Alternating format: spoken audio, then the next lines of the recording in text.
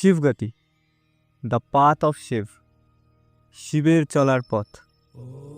আমি সেই পথের এক পথিক মাত্র।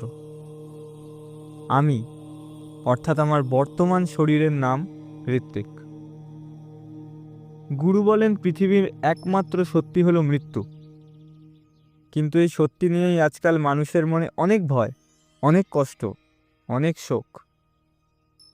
দেখো, চলে যেতে তো একদিন সবাইকেই হবে, তাই না? এসেছো যখন, যেতে তো হবেই, এটাই নিয়ম। এর ঊর্ধ্বে কেউ নেই। স্বয়ং ঈশ্বরও যখন অবতার নিয়ে এসেছেন, তখন কিন্তু মানুষ রূপেই এসেছেন।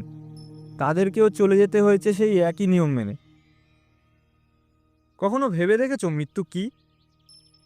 মৃত্যু হচ্ছে আত্মার রেস্টিং পয়েন্ট।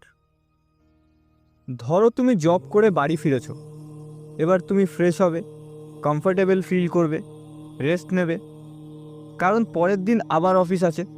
এটাই তো স্বাভাবিক, তাই না? মৃত্যুও তাই। একটা জীবনকাল তুমি শুরু থেকে শেষ অবধি কর্ম করলে, এবার একটু রেস্ট নেবে, লম্বা একটা ঘুম দিয়ে আবার নতুন জন্ম নেবে। যে শান্তিতে ঘুমায় তার কোনো চাহাপই নেই। সে জানে পরের দিন অফিস যেতে হবে, সকাল হলে ঠিক উঠে যাব। আর যার সারা রাত ঘুম আসে না, তাদের মনে শান্তি নেই। যদি খুব দেরি করে ঘুম আসে, তাহলে পরের দিন উঠতে দেরি হয়ে যায়, অনেক কর্ম বাকি থেকে যায়, কিন্তু তখন সময় অনেকটাই পেরিয়ে যায়।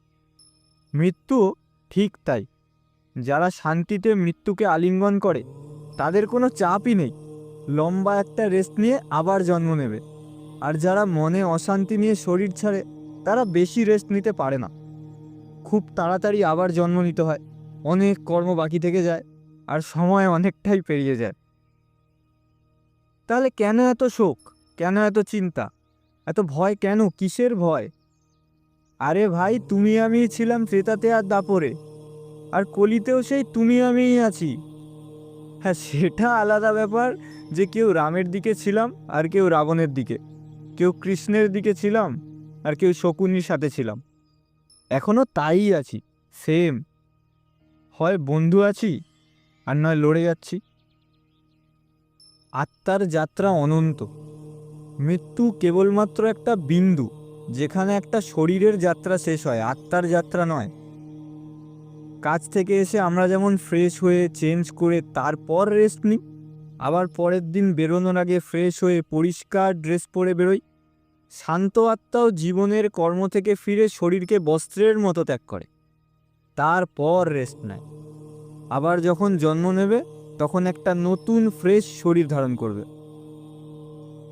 গুরু বলেন মৃত্যুকে ভয় পেও না, মৃত্যুকে বীরের মতো আলিঙ্গন করো, হেরে যাওয়া সৈনিকের মতো নয়।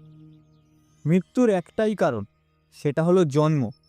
ক্যান্সার, কোভিড, স্ট্রোক এগুলো মৃত্যুর কারণ নয়, এগুলো মৃত্যুর মাধ্যম।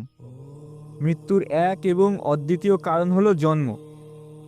জন্মেছি যে কালে, মরতে তো হবেই, তাই না? তাই সত্যিটাকে অ্যাকসেপ্ট করো, বীরের মতো অ্যাকসেপ্ট করে দেখো, লাইফটা কত ফ্রি লাগবে। এতক্ষণ যা বললাম, এগুলো আমার শিবের পথে চলার উপলব্ধি। আমি জাস্ট কনভে করছি। সবাই খুব ভালো থাকো, খুশি থাকো। হর হর মহাদেব। ওম নমঃ শিবায়।